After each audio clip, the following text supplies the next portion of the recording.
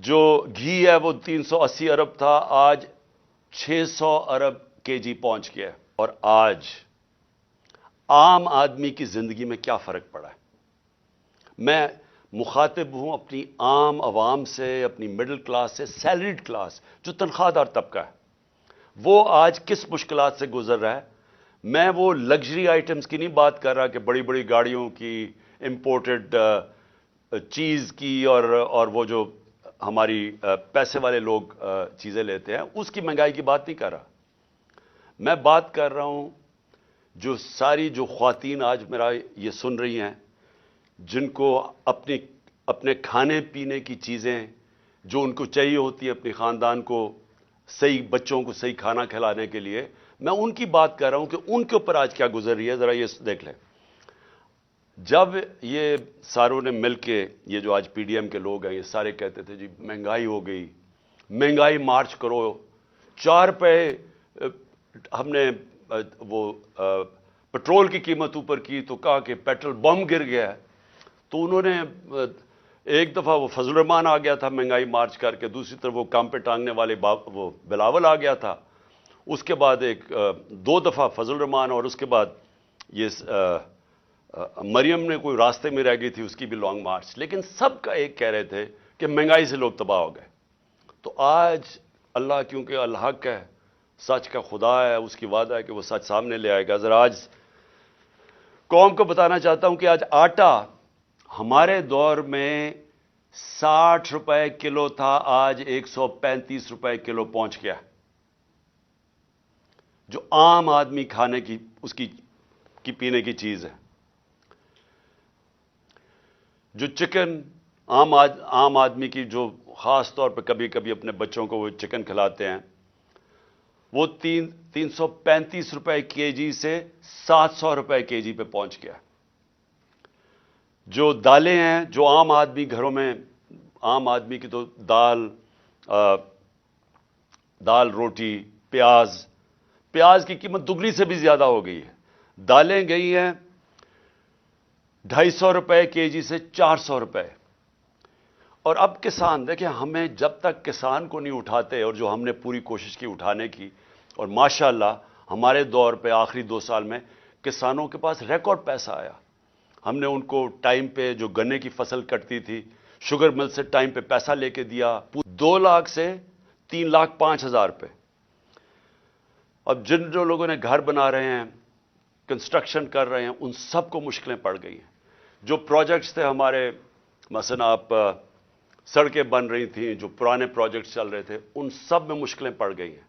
ہم جو شوکت خانم بنا رہے ہیں، اور جو انشاءاللہ اس سال کی اینڈ میں کھلنا تھا کراچی میں، اب وہ سارے ہمارے جو ایسٹیمیٹس ہیں، وہ سارے اپسیٹ ہو گئے ہیں، امپورٹس رک گئی ہیں، جو سٹیل کی امپورٹس تھی، کئی چیزیں رک گئی ہیں۔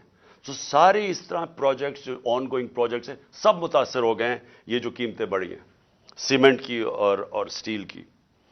لوگ گھر بنا رہے تھے، ان کے گھروں کے قیمتیں ایک دم اوپر چڑھ گئی ہیں۔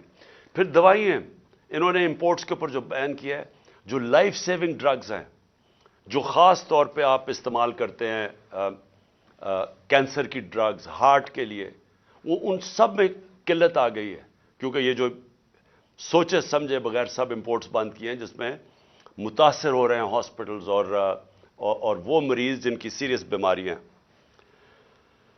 اچھا، اب یہ نئے بجٹ آ گیا، یہ میں آپ کو بتا رہا ہوں، یہ اب تک جو مہنگائی ہوئی تھی، اب یہ جو انہوں نے ابھی جو آج لے کے آئے ہیں، اس کے اندر گیس اور بجلی، میں عوام آدمی کی پھر بات کر رہا ہوں کہ جو گیس کا جس کا بل 3,000 کا آتا تھا، وہ آج ہو جائے گا 4,300 کا۔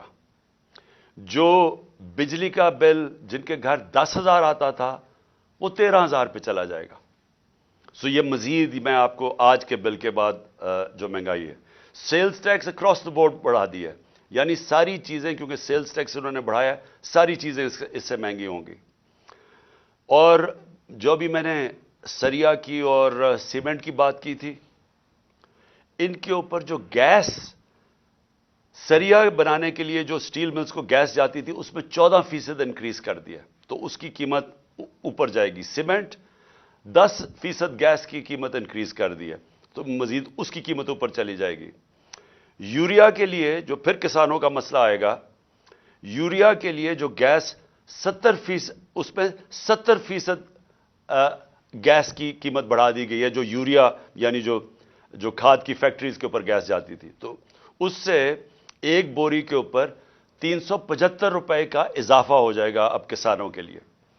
اور کسانوں کو آگے مشکل پڑی ہوئی ہے کیونکہ ٹیوب ویلز کے اوپر جو بجلی کی تھی اس کی سبسڈی ختم کر دی ہے, تو مزید اور کسانوں کے لیے اور ایک اور عذاب آ رہا ہے.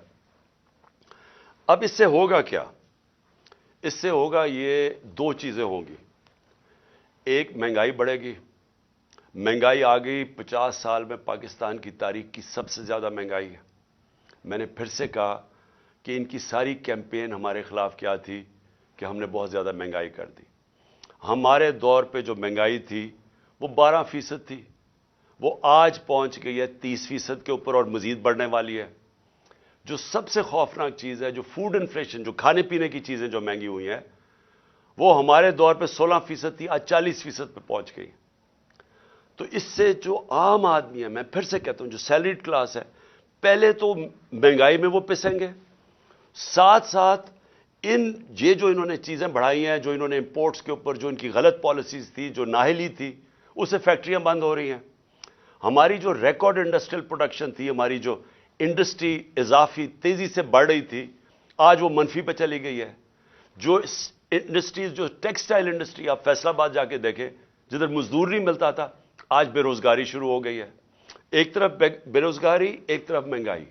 انٹرسٹ ریٹ انہوں نے ریکارڈ اوپر کر دیے ہیں. اس کا مطلب کہ جو بھی آپ کوئی نیا کاروبار شروع کرے گا وہ 100 دفعہ سوچے گا, کیونکہ انٹرسٹ ریٹ اوپر چلے گئے, سود کی شرح اتنی اوپر چلی گئی ہے.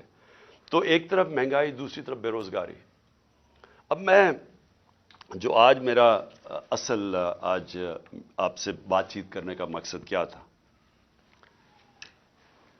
اب آگے ہم کیا کر رہے ہیں, جا کدھر رہے ہیں.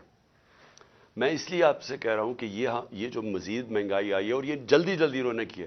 شروع میں ان کو سمجھ نہیں آئی کیا کرنا تھا, اپنے این آر او کے اوپر انہوں نے وقت گزارا. ان کو صرف ایک پڑی ہوئی تھی کہ کس طرح کے ان کے 1100 ارب روپے کے ان کے اوپر کرپشن کیسز تھے وہ ختم ہو. ہم ہر سال, ہمارے 3.5 سال کے اندر, ہر سال جو نیب ریکور کرتی تھی چوری کا, وہ 160 ارب روپیہ تھا. ہم نے 480 ارب روپیہ اپنے دور میں نیب نے ریکور کیا تھا. ہم نے نہیں کیسز بنائے تھے, یہ پرانے کیسز تھے, لیکن ہمارے دور میں نیب پیسے ریکور کر رہی تھی کیونکہ ہم کسی کو بچا نہیں رہے تھے. اب 1100 ارب روپے کے جو کرپشن کیس ہیں انہوں نے معاف کروا لیے ہیں.